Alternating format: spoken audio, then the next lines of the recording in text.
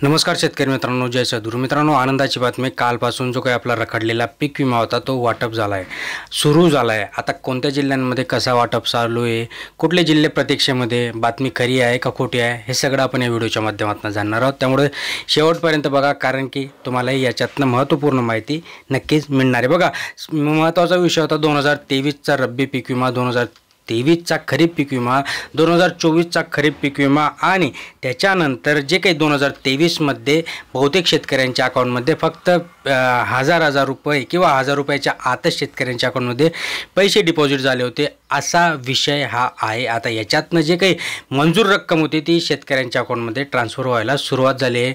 नमस्कार, मी सचिन परत एकदा तुमचं स्वागत करतो. चॅनलला अजून सबस्क्राईब केलं नसेल, सबस्क्राईब करून ठेवा, म्हणजे अशाच महत्त्वपूर्ण माहिती शेतीविषयी आपल्याला नक्कीच बघायला मिळता. हा जो काही खरीप आणि रब्बीचा पीक विमा होता 2023चा, याचं जे काही कॅल्क्युलेशन होतं 110% वर जे कॅल्क्युलेशन गेले त्या शेतकऱ्यांच्या अकाउंटमध्ये आता हा रब्बी आणि खरीपाचा पीक विमा वाटपास सुरुवात झाली. आणि त्यासाठी जो काही निधी होता तो निधी आता राज्य शासनाकडून मंजूर झाला होता आणि जे काही राज्य शासनाचं प्रमाण होतं ते पीक विमा कंपन्यांच्या अकाउंटमध्ये ट्रान्सफर देखील झालं होतं. आता याच्यामध्ये सगळ्यात मोठा जिल्हा जो होता तो होता बुलढाणा. जवळपास 231 कोटी, म्हणजे रब्बीसाठी 63 कोटी आणि खरीपासाठी 180 कोटी असा हा निधी होता.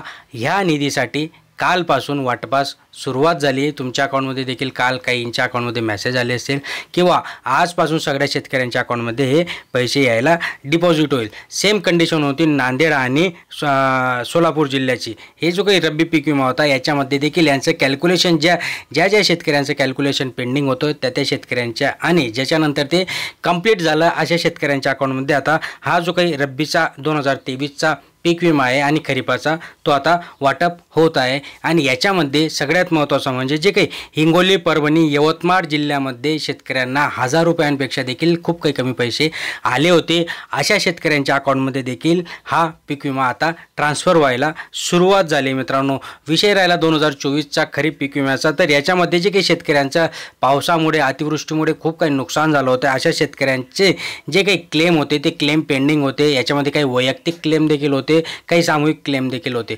आणि याच्यानंतर जे काही कॅल्क्युलेशन यांचं पेंडिंग होतं ते कॅल्क्युलेशन आता झालं आणि त्याच्यानुसार 2300 कोटी रुपये हे जिल्ह्यांना वाटप आता कालपासून सुरुवात झाली. याच्यामध्ये जवळपास धुळे जिल्ह्याच्या 2-3 दिवसापासून सुरुवात झाली. बुलढाणा असेल, यवतमाळ असेल, जे काही जिल्हे त्याच्यामध्ये जे काही पात्र होते 2024साठी त्या शेतकऱ्यांच्या अकाउंटमध्ये आता हे पीक विमा वाटप सुरू झाले. मित्रांनो, नंतर सगळ्यात महत्त्वाचं म्हणजे एकट्या परभणी जिल्ह्याला 380 कोटी रुपयांचा पीक विमा देखील वाटप सुरू झालेला आहे.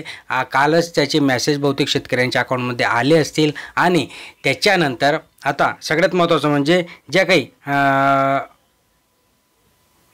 पीक विमा कंपन्यांना, इन्शुरन्स कंपन्या होत्या त्यांना, म्हणजे HDFC झाली, बजाज झाली, ज्या काही होत्या, ओके, तर त्यांचं जे काही अनुदान राज्य शासनाकडून देणं पेंडिंग होतं ते देखील आता कंप्लीट झालेलं आहे. म्हणजे ओव्हरऑल विचार करता आता पीक विम्याला सुरुवात झाली आहे आणि आता हळूहळू जे काही राहिलेले सगळे क्लेम आहेत, जे काही राहिलेले सगळे पीक विमा आहे तो शेतकऱ्यांच्या अकाउंटमध्ये आता डिपॉझिट व्हायला सुरुवात झाली. तुमच्याही अकाउंटमध्ये आज उद्यामध्ये नक्कीच मेसेज येतील. ओके, खाली कमेंटमध्ये नक्की कळवा जर आले असेल किंवा येणार असतील तर. ओके, अशाच महत्त्वपूर्ण माहितीसाठी सबस्क्राईब करून ठेवा, लाईक करा, शेअर करा. धन्यवाद.